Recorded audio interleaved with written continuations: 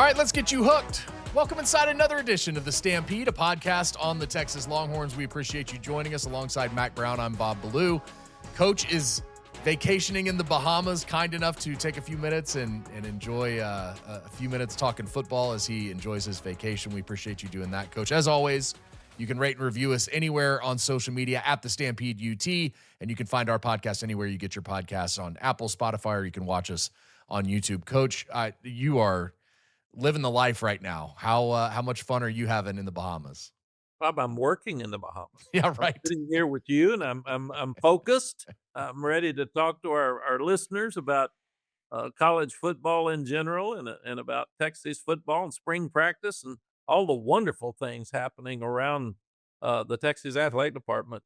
Chris Del Conte's done an unbelievable job hiring coaches, and they are winning. The softball and baseball teams are combined for 37-1, the best in the country. It hadn't been this good since Augie and Cat Osterman, and I love both of them. And needless to say, we'll talk about Coach Schaefer and the women winning the SEC championship later. But the athletic programs are just killing it, and that's so much fun to sit back and watch. That the overall program was just so good. Yeah, it was really fun to watch what Texas did to South Carolina on Sunday, just to suffocate that team that is so good, has been so good for so long.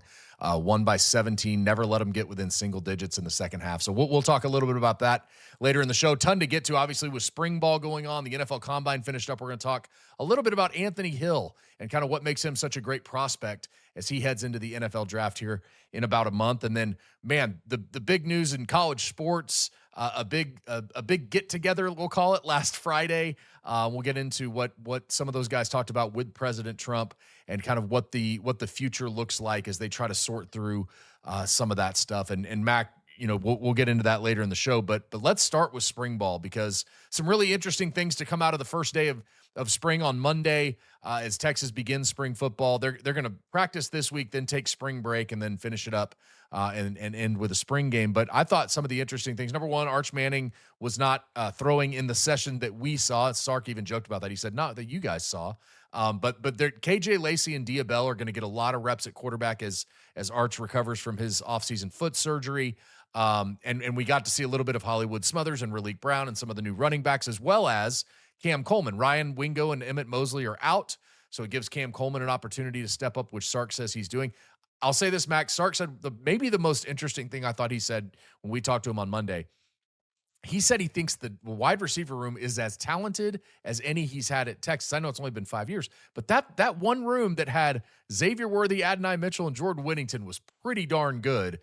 So I think that's a pretty big statement from Sark to say that he thinks Wingo, Mosley, Cam Coleman, and then everybody else that's going to be a part of it is as talented as any that he's had.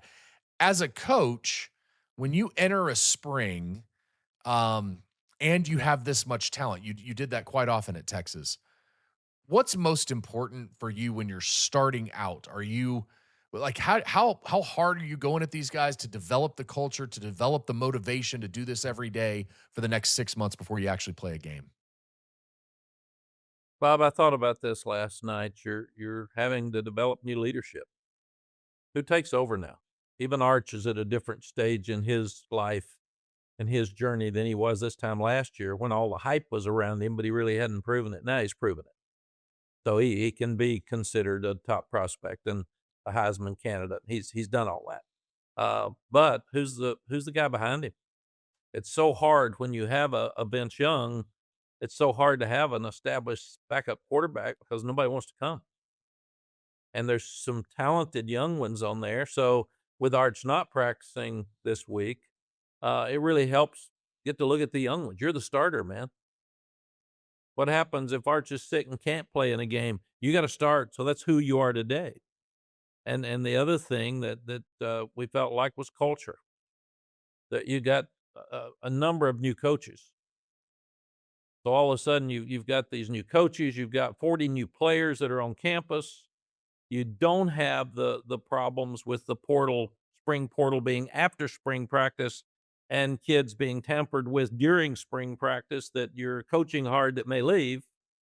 So it's back to spring practice 2 or 3 years ago where this your team. So you're building a roster. You're building depth. You're developing the young players. You hit the young ones more than the old ones. Steve Spurrier said a really smart thing once when he said, "A guy's been around a long time, been hit a whole lot. They don't need to hit all the time." Ricky Williams didn't need to be hit in the spring, Yeah. but the young ones, you got to hit them, and that's what you got to do as you go forward. So scrimmage them, get to know them, and then a little bit. You got to do special teams. You got Ryan Niblett, one of the best in the country at returning. So you've got to work on that in the spring. You got a new kicker, you got a new punter. They're both very talented. I was told they look very good in early practice.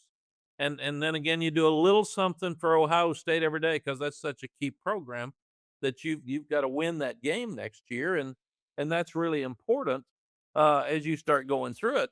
And the other thing, Bob, is that Joe Jamel, I invited him to the first day of spring practice. It's in shorts. And Mr. Jamel says, "You can't learn to swim without a pool, and you can't play football without pads." So what you do is you see guys running around looking pretty in shorts, but you play football when those pads come on and you start getting aggressive and the guys that can make the plays under pressure in physical situations are the ones that end up being the best players. We were out there for about 35, 40 minutes on Monday morning for the practice, and I said, for somebody who isn't doing anything, man, Arch Manning looks good.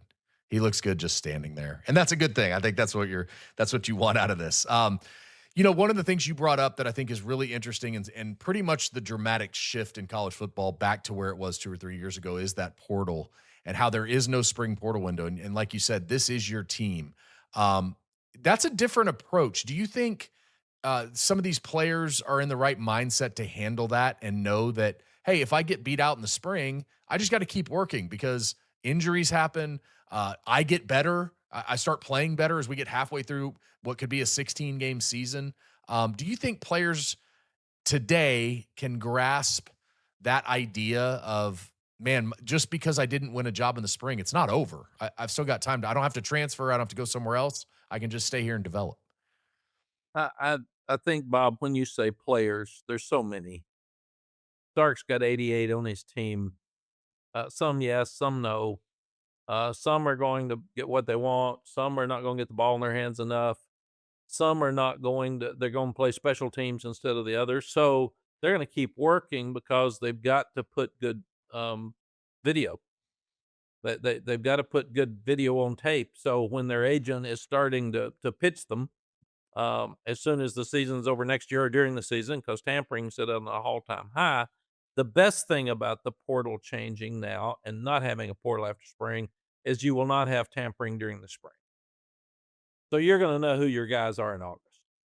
They're going to know they're there, so they have to play, they have to compete, and they have to try to put, again, good plays on video because even in practice, your agent will be trying to get practice video if you didn't play a lot to sell you to the other teams when they start looking at it. So it's a totally different world. There's going to be tampering. You don't have to worry about having a spring game now for people tampering with your players or buying one right after spring practice because they can't do that anymore. Um, so I think you're back to spring. You're back to trying to get your team as good as it can be right now. And if you're a player, you're trying to see where you fit. And hopefully our transfer situation needs to change. We'll talk about that a little bit later. It's too easy to quit now. Hopefully, we will put something in place that puts parameters where a guy is not thinking about, for 3 days of spring practice, I'm not starting, so I'm out of here, man. I can't wait till December and I'll be gone and tell the agent, start pitching me now, because that's the wrong mindset. We need to go back to a mindset. I'm going to make it work. I'm going to overcome the um, objectives that are in front of me. I'm gonna play. And coach, you can't keep me from playing and headed back in a direction where guys learn to step up and fight to overcome adversity instead of run from it. And I think there's an interesting point to be made there because I think obviously at Texas the most glorified and the most hyped position is quarterback. And you think about where this program was 3 years ago when Arch Manning stepped foot on campus and they knew their starter was Quinn Ewers, Malik Murphy was the backup, and then Arch was the number 3. And Arch was fine with developing. That was the plan when he came here, was it was going to be fine to develop. Well, they're in a similar situation now where Arch Manning is the established quarterback. Diabell is the incoming freshman that I think everybody's excited about. KJ Lacey's that solid guy at number two that I think people are excited about him too. And so that'll be an interesting kind of spring because you get that opportunity for KJ and Dia with Arch limited, we'll say for now, until he's full go again. And Sark said they're going to be patient with him. They're in no rush to get him back. But it also really gives that opportunity to KJ and Dia to get to step up in this spring to play with the ones.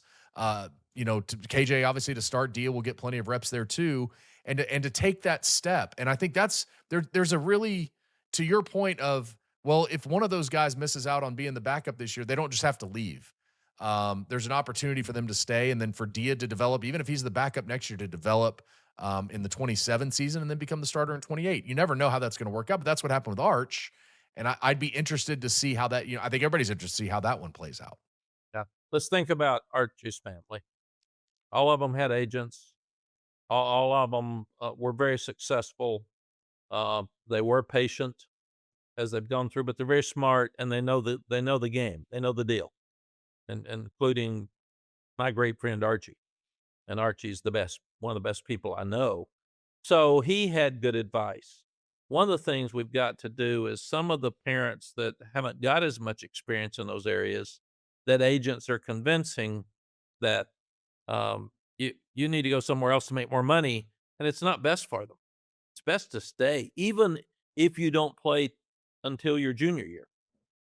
If it's best for you to graduate at Texas because you're going, all these players that I coached are hanging around Austin and Dallas and Fort Worth, and they have a position with Texas fans that they got a place. They get job opportunities. They work with people. It's just it's really cool to see how the Texas community has embraced them because they stayed. So how much is a little bit of NIL money worth it to transfer when you could have stayed and had this wonderful opportunity to have this foundation around you that you built while you were Yeah. playing? And I think that's really important. And the other thing, Bob, that you just mentioned, really, you've got Wingo and Mosley are hurt. You never want to see a young guy hurt, but as a coach, they're established. You need to look at Cam Coleman.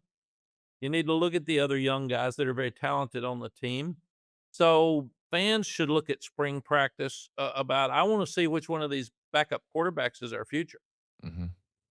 I want to see what other young receivers. Let's look at Cam. We don't have to look at him too long because he's big and fast and can catch. But let's look at these young ones and see what they're going to do. That's what spring practice is about, is developing all that stuff around it, leadership culture, like we talked about, but developing your roster for young people and to build on it. And Sark's still bringing in a really good balance of top high school players, so he doesn't have to go get 40 players out of the portal every year like some of these other teams. I do think it was bad for high school players when the NCAA took away the 25 initial scholarships. We could only sign 25 people a year, and that counted transfers, that counted in newcomers. You can only sign 25, so you had to your 85 scholarships at that time. Now you got a 105, but you couldn't go over that. So if you lost 25 guys, you could only sign 25. So there was not an incentive for running more guys off. Right. Now you can run off 50 and get 50. And if you don't like your team, just run them off and get you 50 more, and that's not healthy. That's not good for anybody, and that also is one of the reasons for the tampering at a higher level because I'm in trouble. I got 1 year left on my contract. I gotta go get me some players, man, or I'm gonna get fired as I go through, and that makes it tough. And you got the Colin Simmons, and you got the Jelani McDonalds, and the Hero Canoes, and you got those guys that you want to get better. You want to develop.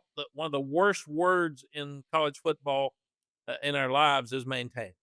I used it when we got really good at Texas. I wanted to maintain what we had. It's really stupid. You've always got to be chasing perfect. You've always got to be getting better. So maintain is an awful word. So with those guys, you want to help develop them. They don't have to hit as much as those young guys. You're bringing in Lance Jackson. You've got Littleton. You got some great young ones. You need to keep developing those guys because Lance gets to play more now, and he's shown that he can be really good. And he gets to watch Colin Simmons rush the passer. So that shows him, and Collins can kind of become the player coach. Come here. Let me help you with this. Here's what I do. And that works because he's such an icon, and he's done what Lance wants to do. And that's what you've got. And then you've got all these great young ones coming in, like Tyler Atkinson and Smoke Matthews and Derek Cooper, and so they get to watch the older guys in the spring, but they're also competing to get playing time. And I think that's what's so cool about spring practice. We talked about Hollywood Smothers. We talked about Raleek Brown, Derek Cooper. Yeah. When we were at LSU, Bob, we had Jesse Miles was a tailback and Eric Martin when we got there. They were 4-7 the year before. And we moved Jesse to fullback, and we moved Eric Martin to tailback, and we didn't have any tailbacks for spring practice. I think we used them walk-ons, but we had signed Gary James and Dalton Hilliard, two of the best young guys in the country, and you can play a young tailback. And we didn't even have them in spring practice. I mean, we went through spring practice. I remember one article said that Oklahoma makes more yards rushing after fumbles than LSU can make during a whole game. And I thought, that's probably true. So in the fall, we ended up playing Nebraska in the Orange Bowl because we took those two tailbacks and you can play them. So Derek Cooper is competing with Hollywood Smothers and Raleek Brown as we speak because he can play as a freshman. You get a guy like Tyler Atkinson. He is a great edge guy. He can rush the passer. Maybe he can't play every snap as a rookie, but Colin Simmons played a lot. So maybe Tyler can do that, and Will play a lot of man coverage. And he'll be aggressive. They'll blitz. Old Smoke can cover. So that if you're not too complicated back there, young guys can play. And that's what spring practice is about. The other thing that the big question mark is, what about the offensive line? Who are they going to be? Are they going to be better? That's the hardest position to play, I think. And it's really hard to evaluate those guys. So those guys didn't seem like the big splash as much as a Cam Coleman or the freshman that came in. So, and it's harder for freshmen to play there. We've seen that. So I think one of the things that Texas fans will really want to watch this spring, we can talk a lot about the running backs, but if you can't block, those guys aren't going to have any place to go. So the improvement in the offensive line is critical to get, and the running game is critical to get where these guys need to go. And I certainly think they think Melvin Siani is the big pickup there, and you can move Brandon Baker inside if you need to, and you've obviously got Trevor Gooseby, who everybody loves. Some of those NFL scouts talk. I saw somebody ask why he stayed because they just think his tape is so good. So there's obviously the talent there. They just need to figure out exactly what they're going to do across the board. One more question. Yeah, go ahead. Yeah, go ahead. Interrupt, but one of the reasons now that Trevor Gooseby stay is NIL. Right. You've got more money, so you can be more comfortable and stay and give it another year and maybe increase your draft choice the next year. Where in the past you left because you got $15 a month in a scholarship, and now where Indiana had an older team because a lot of those guys could stay because the money that they're getting in NIL really enhances the opportunity that they have to save some money and get better and get older and get more mature as a player. And I love that you mentioned those freshmen. I think it's going to be really fun to see. Can Tyler Atkinson do what Anthony Hill did? Because when Anthony Hill came in, I mean, he was see ball, get ball. I know maybe it wasn't as much about the technical side his freshman year, but he did. He saw ball and he went and got ball. And obviously now he's the possibility of being a first round pick. And Tyler's going to be great. I think everybody's really excited about Tyler. Bob, when Derek Johnson came in, I've said before, I saw him get 30 tackles in high school. We're into the third game of the season, and he's not playing a whole lot. And I got on the defensive coaches and said, "Come on, man, what's the deal?" And they said, "He doesn't know what to do." And I said, "See ball, get ball." It doesn't matter. Like 30 tackles. And they said, "Well, we're only playing 3 linebackers." I said, "Let's play 4 or bench one of those. He's one of the best players I've ever seen." and he started every game since that day, and is one of the best players in college football history, much less Texas history. So you gotta be simple enough to let the best players play, and then you've got to turn them loose and let them go. I remember Mike Campbell told me that the old defensive coordinator for Coach Roll. I had 6 months with him here before we lost him, and Coach Campbell always says, "Coach them hard, man.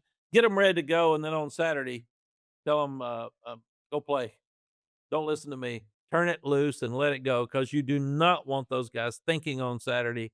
You want them playing and reacting." Yeah, just react. It's the best way to play. I want to ask you one before we get out of spring ball and go into some other things. I think there's an interesting point to be made about what spring ball really is. Obviously, Sark said the mistake that he made last year was he didn't get his culture established soon enough. He wanted to wait until they got into the summer months and started then. And he said he started it now. That part of it I think is going to be better for them.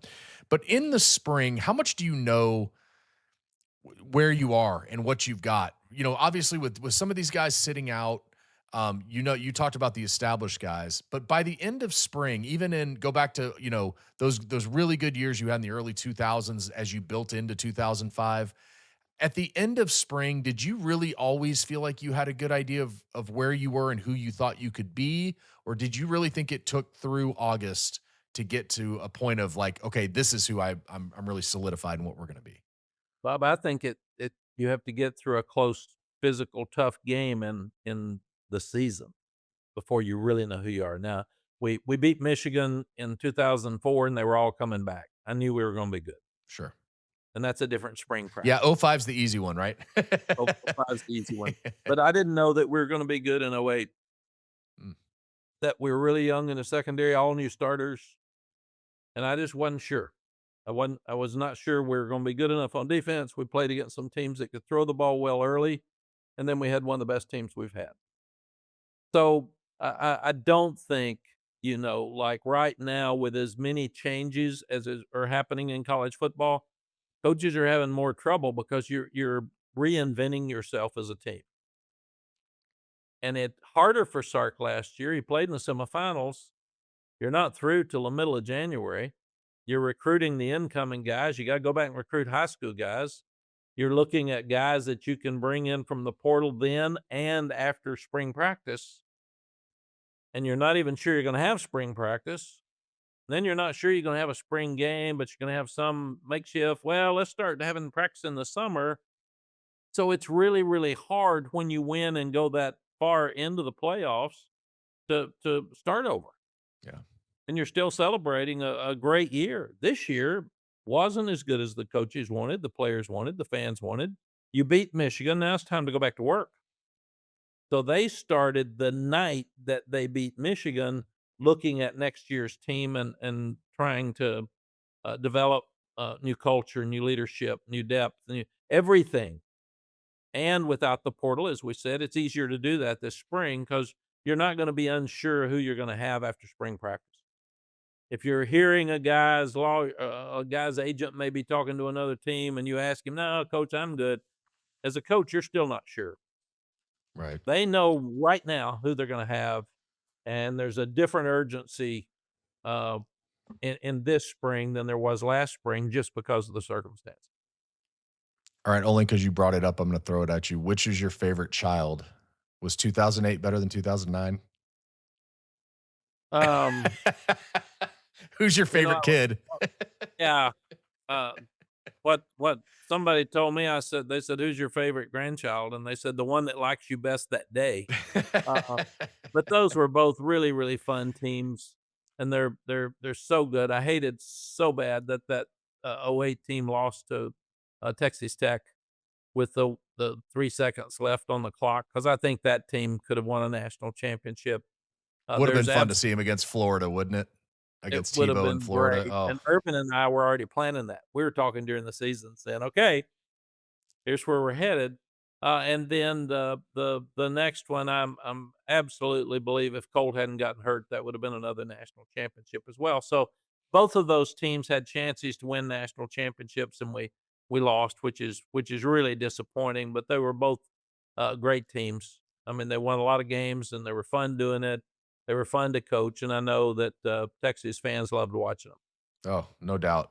Those two teams were just so good, and I just had to throw that at you to see which one's your favorite kid. I always like that. Those are fun questions. I always like the like if you played '08 against '09, who would win? But there's so many guys that are similar, you probably can't do it. All right, when And we by think the '08 beat Ohio State in the Fiesta Bowl, and they had a great team. Terrell yeah, Pryor is the quarterback at that time. And then again, I think, '09, Colt and the boys would have beaten Alabama, and that's 2 of the best programs in college football. So, that's where you've gotta be and you gotta produce, and we did the first time, and Garrett Gilbert hung in there. I've said I wish I'd played him more. He hung in there, and we had a chance to win even against Alabama after Colt left. I've said that I think for a long time. I think the way it started for him and how tough it was for him to overcome that and then make that great throw to Jordan to really kind of spark things late in the third quarter is that was it's still pretty amazing to see what he was able to do in the under those circumstances. So all right, we got so much more to get into. Yeah, no, go ahead. Go ahead. All right, one more because it just hit me, and after we lose the national championship, that spring, we didn't do as good a job, and we didn't have a good team the next year, and we had better players than we had a team, but we were so disappointed in '08 and then so disappointed in '09 that I don't think I started over. I spent too much time talking about what we should have done, could have done, would have done, and that's a great example of spring and off season being so important. We had the 2 great years, and then we didn't. And I think that goes back to the head coach, and it goes back to me because I obviously didn't establish what we needed to do to start over. But there were too much lingering problems from those disappointments from the 2 previous years, and it doesn't matter what you did last year. You have got to start over. You have got to have your edge. You gotta recreate your edge. You gotta recreate your goals. You gotta recreate your dreams. You gotta look at your depth chart. You gotta go into this spring practice like every day is a game, and every day you're playing Ohio State in spring practice. We did that for those 2 years, and then we didn't, in 2011. It's almost like you were uh, telepathically talking to Sark because yesterday Sark said, or Monday, Sark said, um, we have a great group of individuals across the board, coaches, players, we have everybody. But how do we become a great team? What do we do every day to become a great team? And I think that's when you talk about spring ball and everything that you're getting into, and we think this position battle or this this coaching whatever, that's the most important thing is can you come together and be a team? And we're going to see if Texas can do that over the next 6 months and then go into the season. All right. When we come back, we're going to talk a little bit about the NFL draft, about Anthony Hill and kind of what makes him so special. And he's starting to really, his NFL combine really made him take a nice step as he tries to sneak into that first round, the back end of that first round when the NFL draft comes around. And then later in the show, we're going to talk about the executive order that Donald Trump has said he's going to try to put in place for college football, what that actually means, and kind of how that will work as everything moves forward. We've got that and much more to get into as we come back. This is The Stampede, a podcast on the Texas Longhorns. We're back after this. Texas has some of the highest property taxes in the country, and if you're a property owner like we are, you know it hits harder than a blindside sack. That's why every winning season starts with the right playbook. When it comes to lowering your property taxes, Texas Pro Tax has been calling winning plays for 38 seasons. They're the number one defense against soaring tax bills, the kind of defense that stuffs rising values at the line and sends them back to the locker room. Do your homework before you just let any firm suit up for you. I've looked at the stats, and Texas Pro Tax doesn't just win, they dominate. We're talking big gains, deep passes, and the kind of tax-saving drives that make your wallet do a victory dance. While the other firms are warming the bench, Texas Pro Tax is driving the field, breaking tackles, and putting up game-changing Texas-sized tax savings. Stampede listeners, your minimum fee is waived. No flags, no fumbles. Visit TexasProTax.com, sign up and enter code STAMPEDE to join the winning team, and finally put your property taxes on the bench.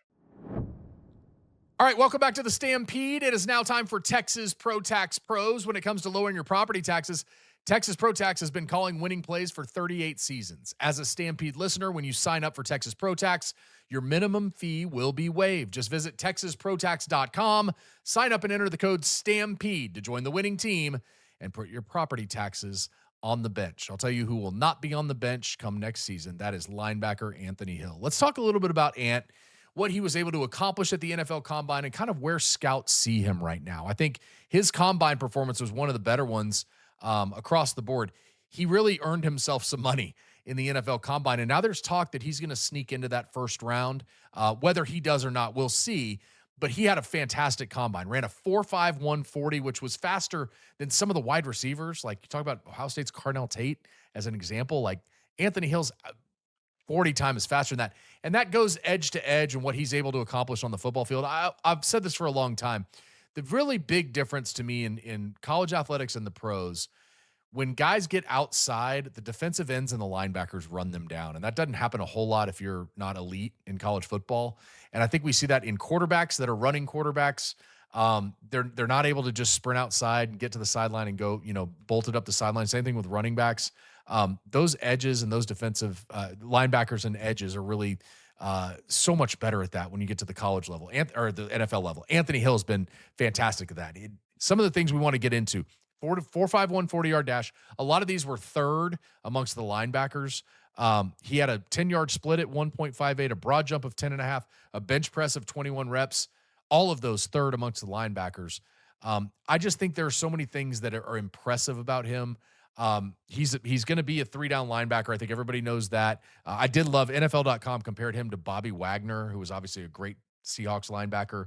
But they said his playing demeanor and production value just signals that he's a future Pro Bowler. And I think everybody saw that. We've talked a lot about this on the show. I think what we saw with Anthony Hill early on in his time at Texas was and Mack and I have talked about this a lot, get ball, see ball, get ball. He wasn't the most technically sound linebacker when he arrived at Texas. But you remember that Alabama game in 23 in Tuscaloosa? He had a sack. I think he had 2 sacks, if I'm not mistaken, but he had one where he got to Jalen Milroe and ran to the end zone, and he was screaming. It was in the fourth quarter. He was screaming and going nuts. And I'll never forget that they were trying to rope him back in. And now here we are, 2 years later, and he's the guy that was roping in some of the guys, the Colin Simmons, and trying to get him to calm down a little bit. But his maturity level, I think, is at the status, at an elite status for NFL's teams when they see him. I just think there's a really good chance that he's going to sneak into that first round. Even if he doesn't, he's going to get somewhere where he can make an impact immediately. And he's just that kind of player. Mel Kiper's already listed him as his number 3 off-ball linebacker in positional rankings. I just think his growth and maturity maybe stood out more than anything in his time at Texas. What he was able to accomplish, I think he had 31 tackles for loss. He had 17 sacks. He was just an elite player in his time at Texas. I would say this. It would mean a ton to him to be a first-round draft pick. I think it would mean a ton to anybody. Obviously, the contract situation is a part of it, but I think just what football means to him is so much more important. And I think he's really got the opportunity to, whether he sneaks into the first round or not, I think he's got the opportunity to make a really big impact. There was one more thing I wanted to bring up from what NFL.com kind of lists about him.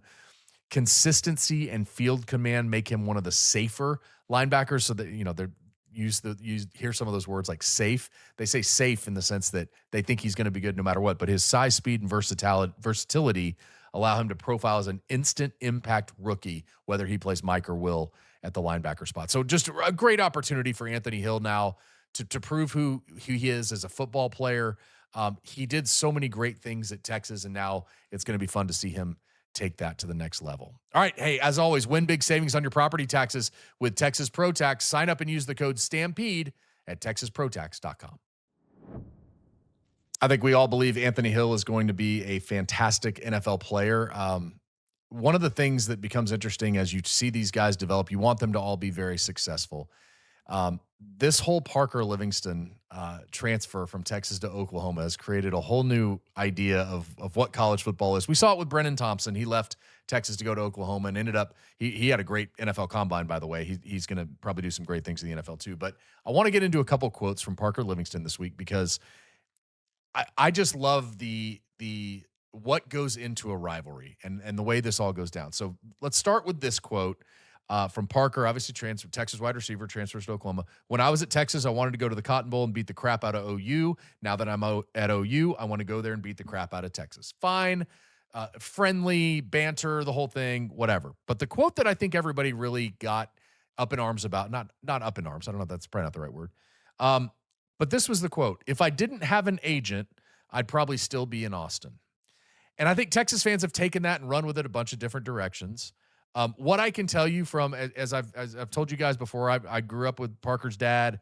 I've known the family for a long time, and this whole thing has been fun to watch from an outsider's perspective. What I can tell you is, I believe that the way this all went down was just the business side of athletics. It was the business side of football. Texas wasn't going to promise Parker he was going to be the number one wide receiver at Texas, with Ryan Wingo and Cam Coleman and some of the things they were going to do. Oklahoma offered Parker a very good deal to go play in Norman. And that's the business side of college football. I don't know that there was a whole lot of ill will between Parker and the team, or Parker and Sark, or whatever. I think it was all just business decisions. Mac, from an outsider's perspective, what do you take when you hear a quote like, not the one about the Cotton Bowl, but the one about, "If I didn't have an agent, I'd still be in Austin"? That's kind of where we are in college football right now, right? It is. I think that, Parker's a great young person Yeah. that's trying to do things right, and I used to say things, Bob, and you heard them, and I would think I was trying to be nice, I was trying to be positive, and my lord, people could make them into something awful, and I'd get home, Sally'd say, "Did you really say that?" And I said, "That's not what I meant. This is what I meant." I think he was saying, "I love Texas, and circumstances were the reason I left, not me leaving because I don't like Texas." And players now, because they're being paid, because they have contracts, are being treated more like NFL players. They're being treated more like coaches.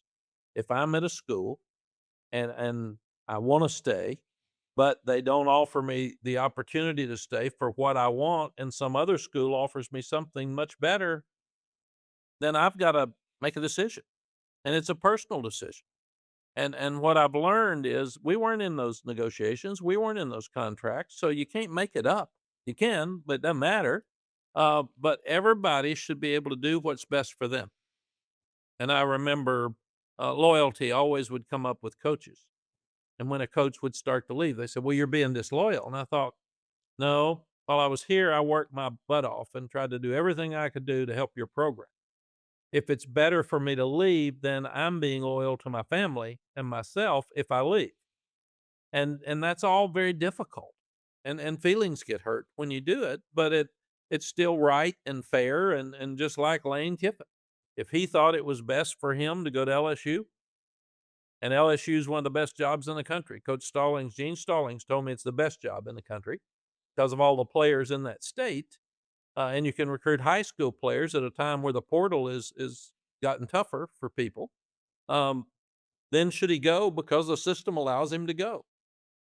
And if you stay and Ole Miss fires you in 2 years. So I think what everybody's got to do is you got to do what's best for you.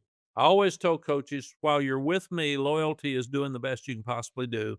And then when you leave, not talking badly about our program. That's loyalty, not staying if it was best for you. Because I never tried to talk an assistant coach or a player into staying if I thought it was best for them to leave and they thought it was best for them to leave, because they're not going to be happy and it's not going to work anyway. So if Parker had stayed and been, let's just say, the fifth receiver, and he's really a good player and they've got great receivers, because five can be a really good player and still be fifth and not get a lot of playing time, and you're unhappy, it doesn't work.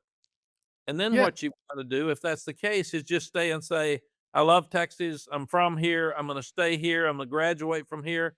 But then are you happy because you want to play? So it gets complicated, because I just said earlier in the show, a lot of people should just stay, wait your turn, play the 2 years. But that's difficult when you've got other great programs that want you as well. This just happens to be a program that these two don't like each other very much.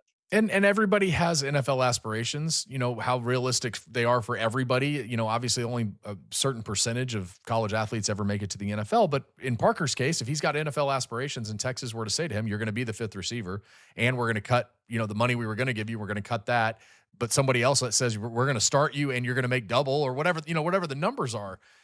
It's hard to my dreams to play in the NFL. This is my best path to get there. Again, business decisions. None of this is, I hate Texas. I hate Oklahoma. It's not the rivalry side of this. Now, I will say this too. You've probably had a lot of players that have played with a chip on their shoulder, because something happened or because whatever happened in high school. Notes they said they weren't good enough or whatever it was. And I promise Parker will take it that way and say, "I'm going to play with a chip on my shoulder." That's got to be, as a coach, one of the great things to have as a motivator for a guy is, "I'm going to play with a chip on my shoulder." Yeah, and we've gotta say, we weren't sitting in those meetings. Sure, absolutely, And absolutely. and and what Sark said, maybe the family heard differently. Yeah. What the family said, maybe Sark heard differently. I've always said it's not what you say, it's what people hear. And sometimes I finally got so Bob, I'd say, "Okay, what'd you hear me say?" And it wasn't even close to what I said. And I'd say either I had a very poor delivery or you weren't listening, but a lot of times those are such tense moments, and you feel so much pressure sitting in Sark's office or with family and talking about very uncomfortable things. Do I go somewhere else? Do I stay here? And sometimes it doesn't get um, across like you would hope it did. So it would be wrong of all of us to say what Sark said or Sure. what you said or what was heard. But I think the most important thing is that the young man got to a place that he likes, he's happy, and he has a chance to thrive. And all of us want to be wanted. All of us want to be loved. And if somebody says, I'm not sure where you fit with us, and somebody says, "Man, you're a key player for us," then that's very attractive. The second weekend in October is fun anyway, but there'll be a little extra, and that's always fun too. Nothing wrong with that. I know those Texas players, the guys that he was friends with, they're going to love to compete against him the same way he's going to love to compete against some of his old friends. And that's a fun part of sports And across they'll the all board. hug his neck Yeah, after the game. of course. That's just the way it is, and he was gonna compete hard whether he was wearing burnt orange or crimson, so Absolutely. it didn't matter, And he gets to play in that atmosphere again, which is the and best he gets to atmosphere in the play. history of college football. So, I was uh, on both sides of it, yeah. Coach Rourke was on both sides of it, now Parker's gonna be on both sides of it. Very few people get to do that. That's the truth. That's the truth. All right. When we come back, we're going to get into a little bit more about what's going on in college sports as President Trump met with about 50 people that are very involved in trying to better this sport.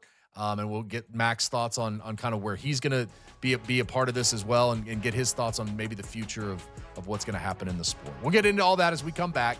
This is the Stampede, a podcast on the Texas Longhorns.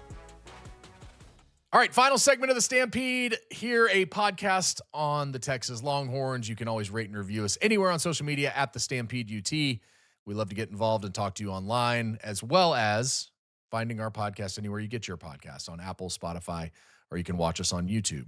Let's get into a little bit of what's going on a national level. Very interesting times in college football as we talk about NIL and the transfer portal and everything else that's going on. Mac, you had an opportunity to, or you're going to be on the committee that serves as a part of this. I know you're very excited about this. President Trump met with 50 or so people late last week to talk about just the future of college sports and the best way to go about some of this stuff. I do want to get into a couple of the quotes.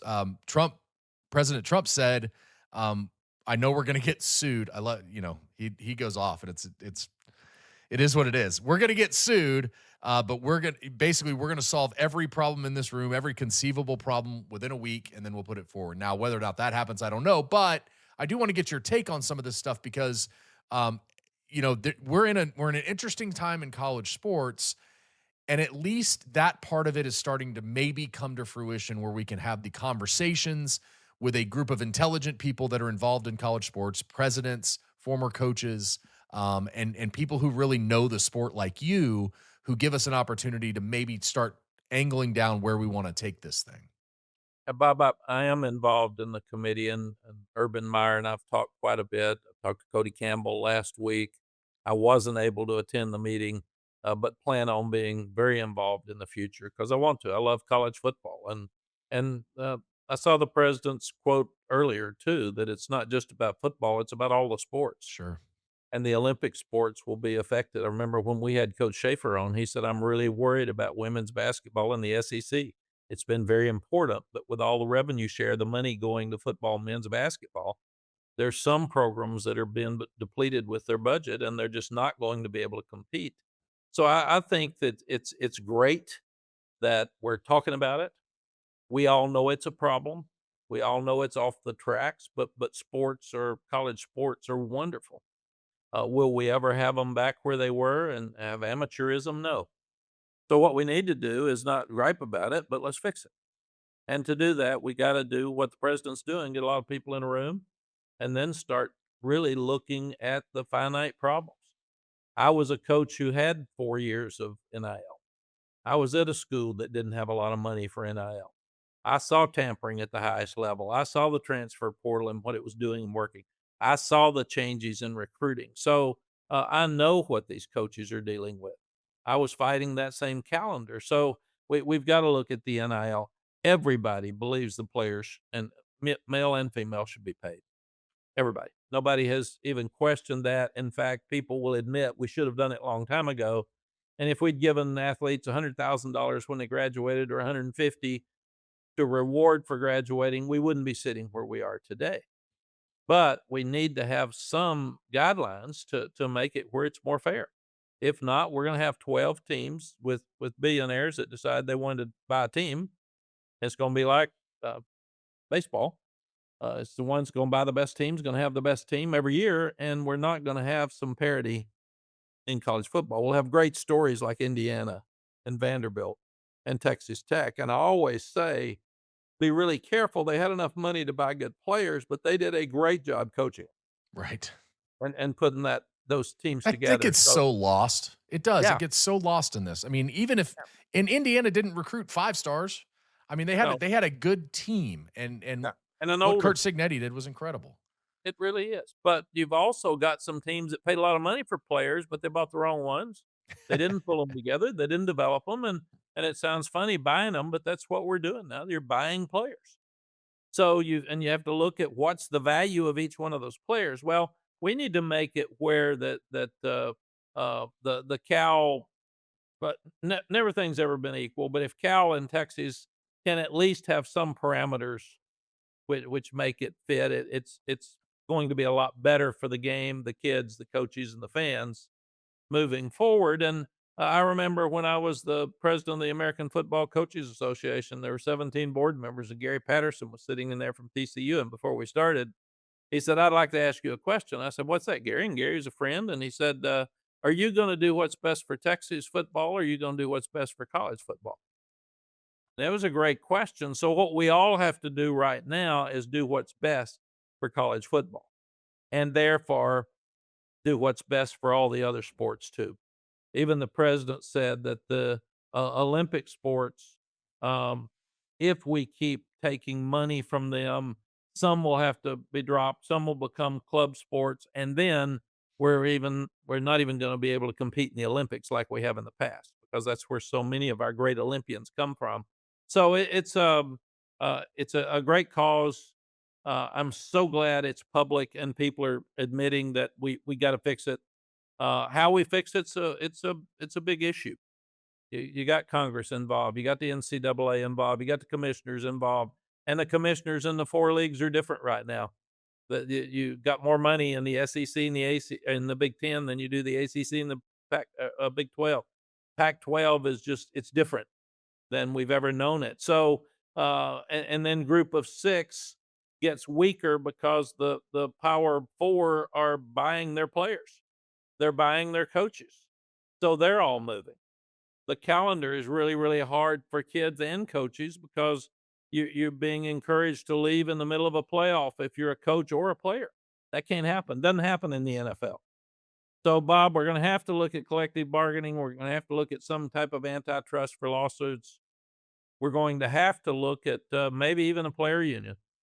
When the guys were on a couple of weeks ago talking about the agents, um, we've got to look at credible agents, and there's not enough credible agents to fill the spots for needs, because all the high school kids and all the college kids are now wanting an agent, but they're talking about when an agent can take 25% of a family's money. That's just not fair, and we need to at least get some um, line of credibility where this guy is at least working with an agent who is certified and knows what he's doing, and he can give him guidelines, so we can make it safer for the families.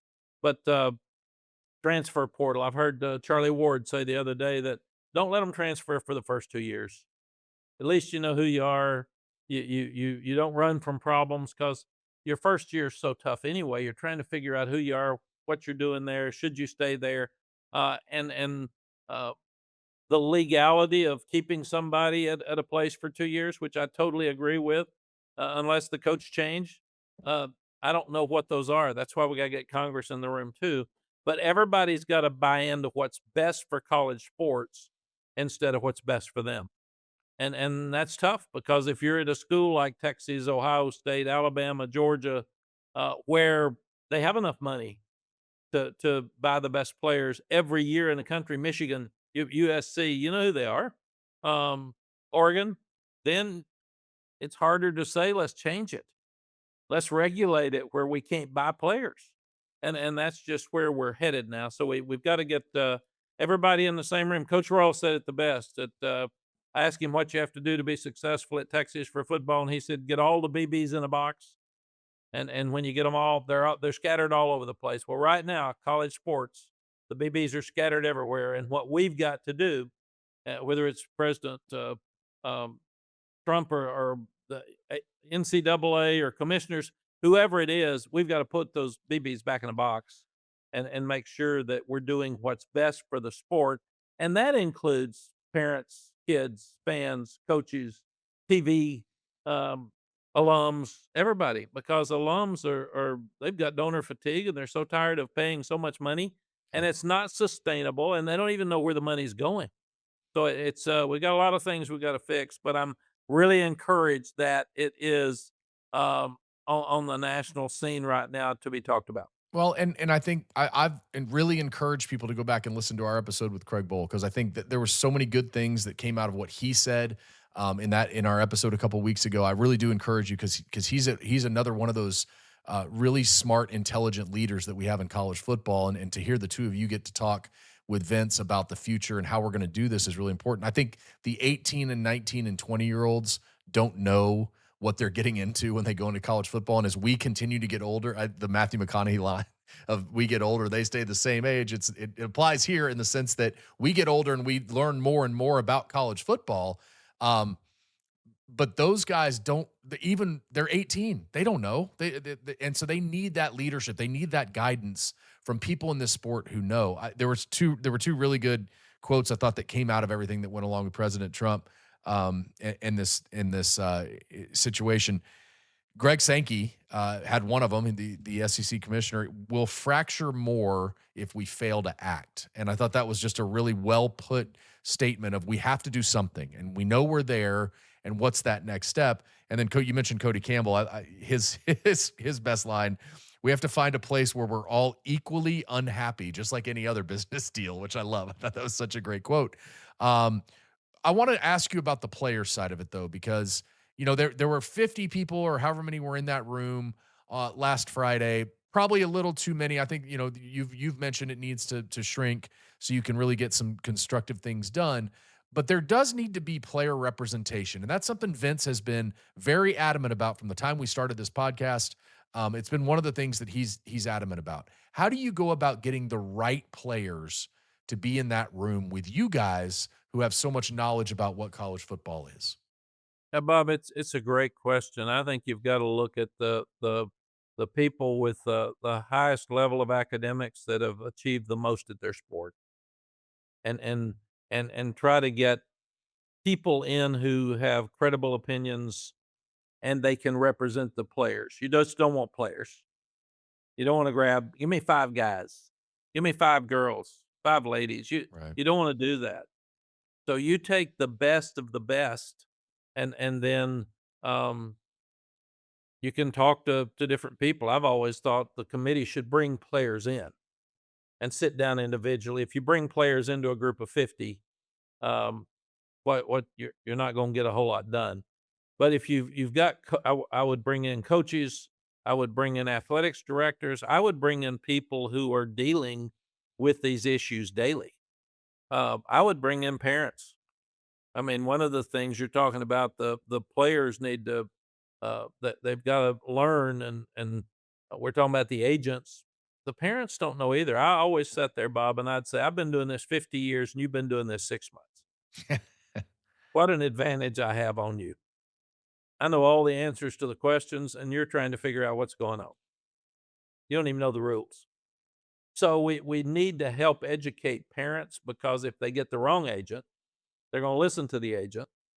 So we've gotta help clean up the agent business, and we've gotta try to get the right information to the parents so they can have better, um, uh, more information to make better decisions.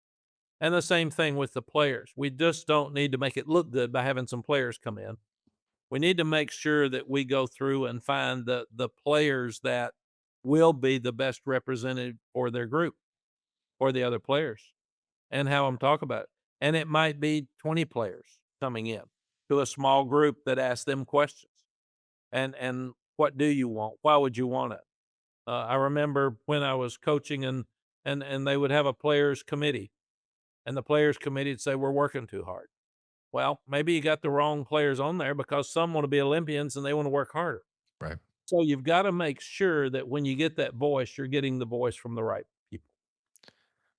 You know, it's a good transition from where we are in college sports. There are really good things happening. I think sometimes that gets lost in a lot of what we do. I think it can get lost, um, just in the sense of there are really good things that happen for these schools, that happen for these athletes.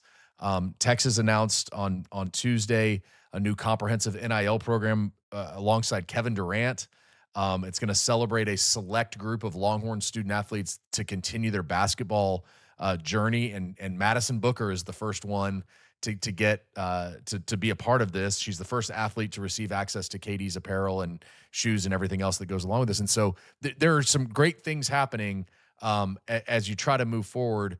Let's talk about that women's basketball team before we go, because what an unbelievable run this has been for Vic Schaefer, to get Texas to this point where they are now amongst the elite in college basketball every single season.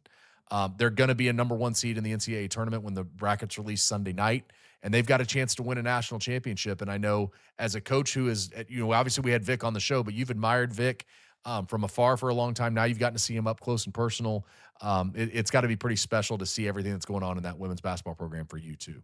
Yes, he does everything right. And he's disciplined. He's really hard on the ladies, but he knows that they know that he loves them, and you can be hard on them if the parents and the player know that you're trying to do what's best for them. And that's kind of what he said on the program. And how impressive was that game the other day with South Carolina, Man, where they have been the team in college women's basketball, and they just dominated them 78-61. And he wants to win a national championship. We even ask on the show, "What do you have to do to get there?" And one of the things you have to do to get there, it looks like, is be a first, round seed of in the tournament, and they are, and 32 of the last 41 national champs were number 1 seeds. And then there have been no number 4 seeds or below that have won a national championship. So, here he is, he is in that right neighborhood we talked about with Sark, and when you're in there, you have the best uh, schedule. You have the best opportunities. You get placed at the best place for you for your fans. So it does give you a great chance to win the national championship. So I'm so excited for Coach Schaefer and the ladies, that they've gotten themselves in a position to win it all. they're a national power, and even on the men's side, Sean Miller's first season, I'm sure it didn't go the way he wanted, finishing 18-13, but they're going to make the NCAA tournament. They have way too many good wins to not be in this thing. They're going to get in, and I think it'll be interesting to see, because they're a team that can make a run. Get in that. They're probably going to be a 10 seed or an 11 seed, and you just never know there where you can go from there. One more thing before we go. Got a big congratulations to Jim Schlossnagle. We haven't had a chance to say anything to him, but about him and the program. Obviously, they're doing great things, but he won his 1,000th game. What he's doing and what Mike White is doing, again, just uber impressive to see what those guys are doing. Really is. Jim's a great friend of mine, and to see him win 1,000 games is really impressive. I mean, it's just, I'm so happy for him, and he's done it for years at different places, but obviously a dominant program at TCU, and then the great job at A&M before he came here. And he just handles everything right. And I'm loving watching him play and see the progress. And Coach White's story, I mean, a management career in New Zealand, and then he's a small business owner in Iowa and becomes the head softball coach here and wins 316 games. So, again, a lot of credit goes to Chris Del Conte for getting the right, not only getting the right people here, but having the limited number of sports and fully funding all of them where they all have a chance to win the national championship. And right now, it's just really fun to watch. Just like your team, you've got to have the right fit in your players. CDC has the right fit in his coaches, and we're seeing it all across the board at Texas. All right, Coach, go enjoy yourself in the Bahamas, and tell your family hello. Enjoy time with your grandkids, and we look forward to doing this again next week. Thanks, Bob. He's Mack Brown. I'm Bob Ballou. We always appreciate you listening to this episode of The Stampede, a podcast on the Texas Longhorns. We look forward to doing it again next week. We'll see you then.